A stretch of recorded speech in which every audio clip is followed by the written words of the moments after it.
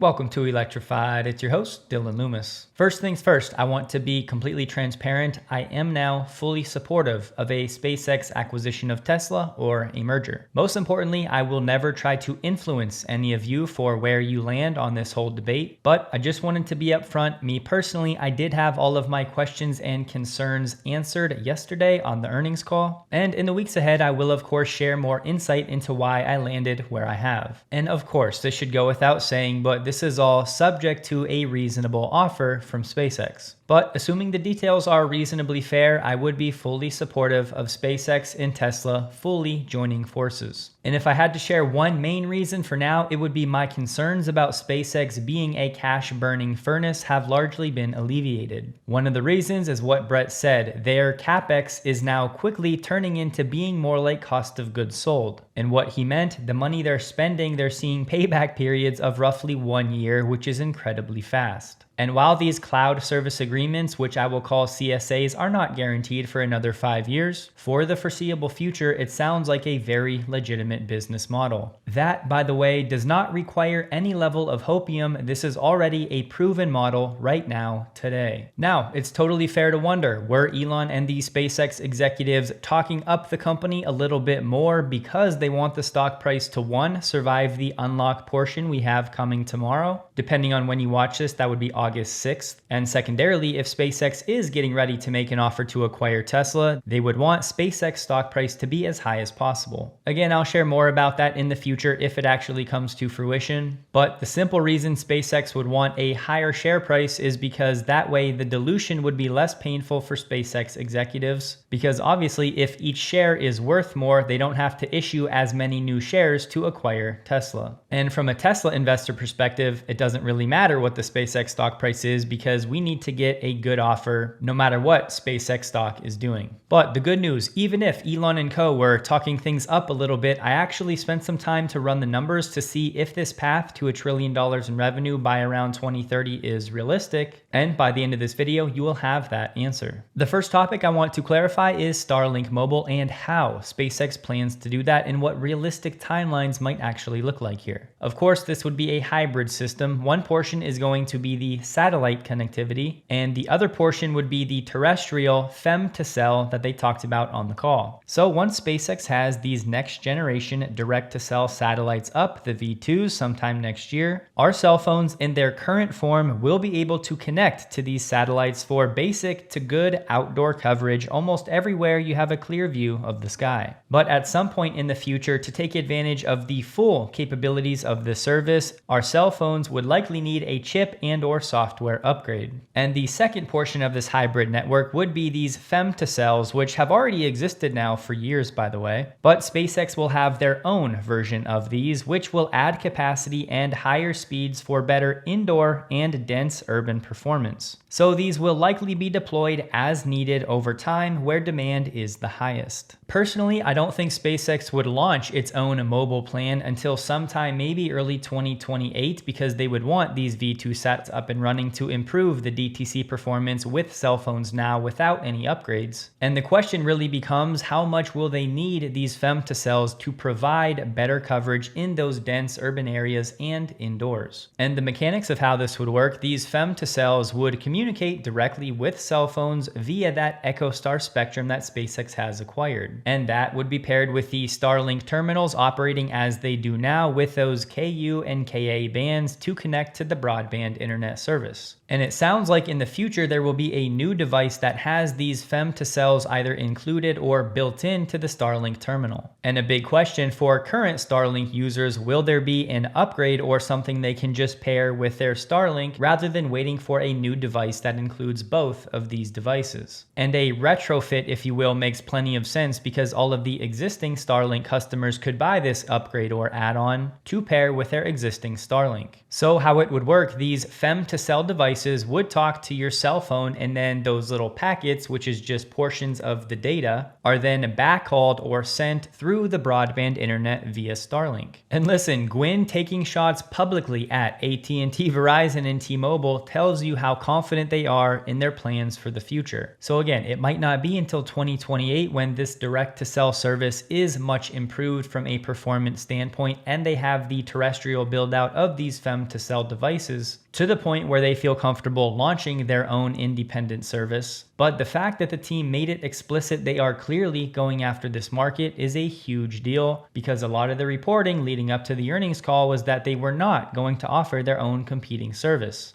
So yes, this will be a multi-year play, but I'm sure many of you are like me that are sometimes frustrated with Verizon, not even just with the service, but with the billing and the hidden charges. So I do think we will have yet another industry being disrupted by a Musk enterprise. And I can't move on until I share one last thought. We know that Cybercab has native Starlink integration, the V5s. What if in the future Starlink offers a dedicated device for both broadband and direct-to-cell with that fem-to-cell technology in one device that is then incorporated in all Tesla vehicles, eventually having millions of these portable robots supporting both Starlink broadband internet and its direct-to-cell service. We will undoubtedly cover this more in depth in the future, but for today, I just wanted to make sure everybody understands what's happening at a high level. And what's wild is that this new confirmed business intent from SpaceX is not going to be one of the primary revenue drivers, although over time, it could absolutely be material. Maybe it's just me, but when the FTC starts warning companies that selling Americans' personal information to foreign adversaries is illegal, that tells us how out of control this market still is. Which is why I'm so adamant about recommending Delete Me, the sponsor of this video. And the part that should hit close to home for all of us, these people search sites, which the FTC itself calls a type of data broker, build reports with your address, your relatives, and a lot more, and then sell that information to anybody willing to pay. So look, unfortunately, we can't police every buyer on the other end, but what we can do is make sure that our family's information is removed from these sites that continue to try to put that information back on the internet. And that's exactly what Delete Me does. It's an American company. It's all they do, and they remove your info from over 750 people search sites across all 50 states. And importantly, they keep rescanning because these listings will repopulate. Last quarter alone, they found me on 54 different sites and pulled 64 exposures, after the prior period only turned up 6. Which is exactly why a one-time cleanup is not going to cut it. And you can also add your spouse, your parents, and your kids 16 and up at a discount per person. So if you'd like to support Electrified and protect the people you love, you can head to joindeleteme.com/electrified to get 20% off using my code Electrified linked below, or by using the QR code on the screen.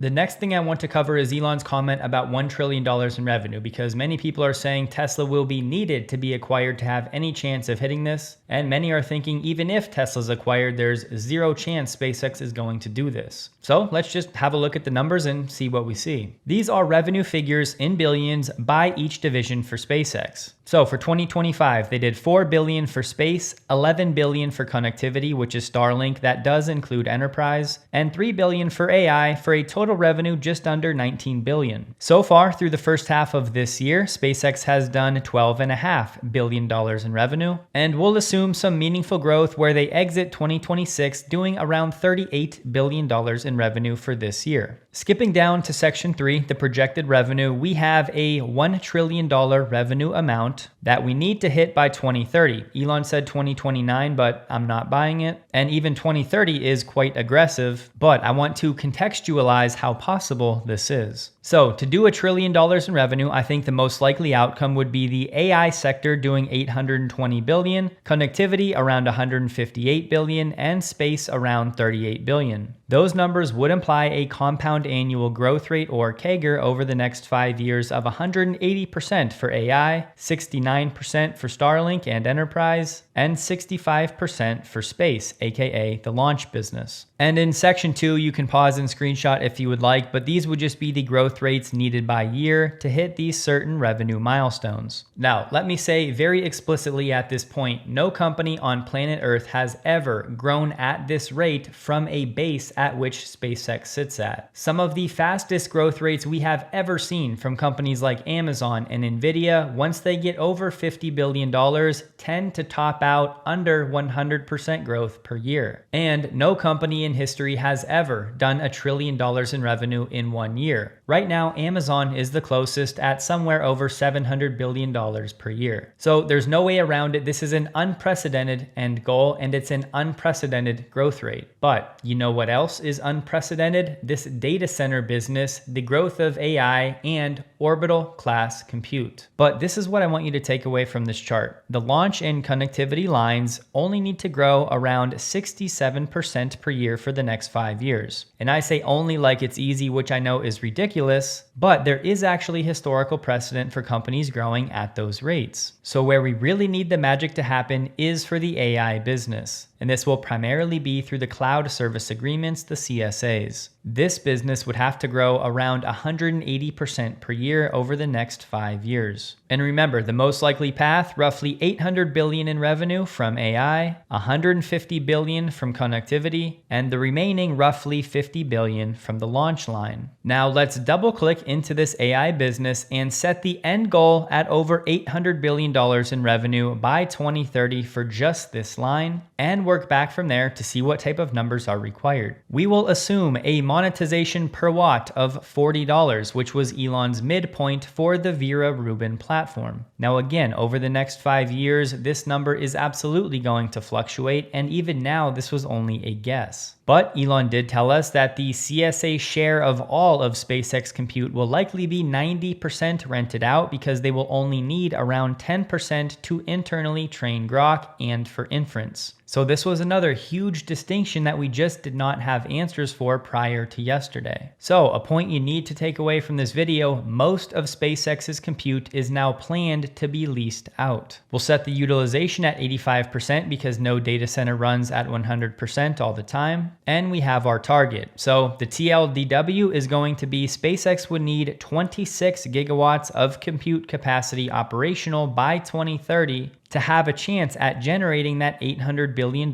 per year. So the question becomes, what would the compute growth need to look like year by year? Well, we were told this year they're going to exit with 2 gigawatts online. Elon's expecting to exit 2027 between 5 and 10 gigawatts, so I plugged in 7, which would be 250% growth. And for 2028 exit, we have 12 gigawatts, 2029 up to 18, and again in 2030 they would need around 26 gigawatts online. And listen, the growth rates for 2028 to 2030 are reasonable. It's 71%, 50%, and then 45%. And of course, at some point during these 3 years, the orbital data center compute should be a portion of these figures, which means all of the constraints for land-based data centers largely go out the window. And yes, it brings in some new challenges, but you get my point. So here you go. For the external CSA revenue at 90%, by 2030, we have that $800 billion number. And that, of course, is using our assumptions and factoring in for the utilization rates. Now, I will say most of that 26 gigawatts will indeed be terrestrial. Now look, Elon has said they're targeting 1 gigawatt per year by late 2027 for orbital compute, but that's in terms of a run rate by the end of next year. And we actually ran the numbers a few weeks ago at what it would look like to get 1 gigawatt of orbital compute.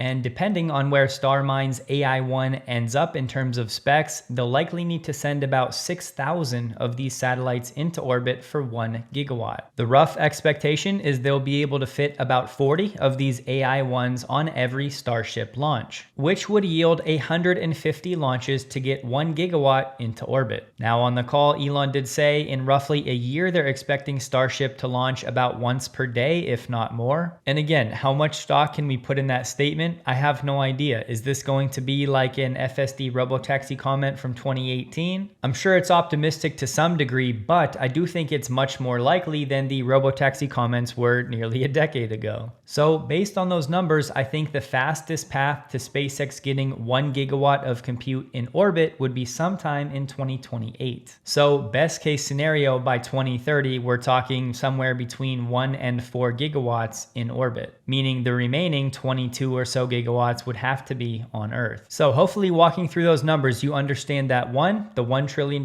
path over the next 5 years is not actually impossible. And look, I'm not even trying to argue it's likely, I'm just trying to lay out it's not impossible. And second, which is a huge shift for I think most people, the primary driver of SpaceX's valuation and revenue for the next few years will be terrestrial compute, which by the way has nothing to do with rockets or even Starship. And don't misunderstand me, obviously things need to continue going very well for Starship. It's crucial to the future, especially even for short-term things like Starlink V3 and the V2 sats for Starlink Mobile. But you know, I've been trying to hammer home the point, do not sleep on the terrestrial data centers because that is the core driver of revenue in the near term. Today, EVgo said it's going to add EVgo superchargers to its metropolitan network, and these will be V4, and they will appear on the in-car Tesla navigation, and Tesla drivers can be automatically routed to these sites. Deployments will start this fall, and the first EVgo supercharger sites are expected to be operational in the second half of this year. Consumer demand on the EVgo network has increased over 700% over the past 3 years, and the addition of superchargers will continue to accelerate that growth.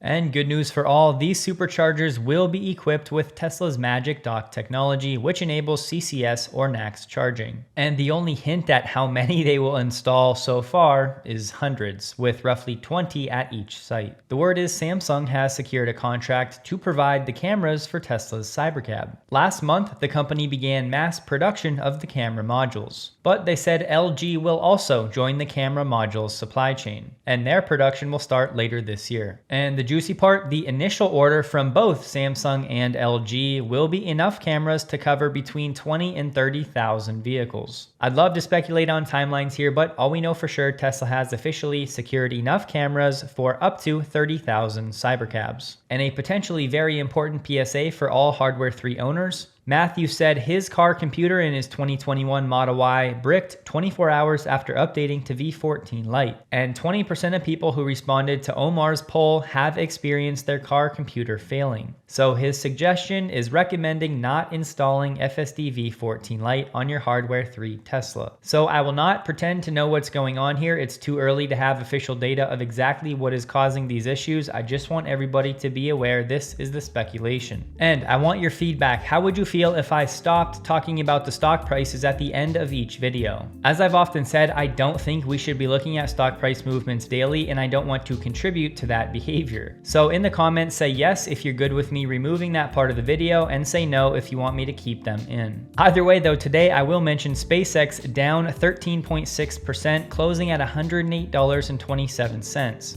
And for those wondering what's going on, they had a great earnings call. Yes, they did. Some of Wall Street is concerned with CapEx spend per the usual, but the real driver here, in my opinion, is what's happening tomorrow with the unlock of all of those 900 million plus shares. We've talked about this now for weeks, and the market is a bit skittish, not knowing how many of these insiders are going to sell, given the first day they have the option to. Don't forget, check out the Delete Me linked below for anybody still interested, and as always, thank you so much for supporting the channel in that way. Hope you all have a wonderful day, and a huge thank you to all of my Patreon supporters.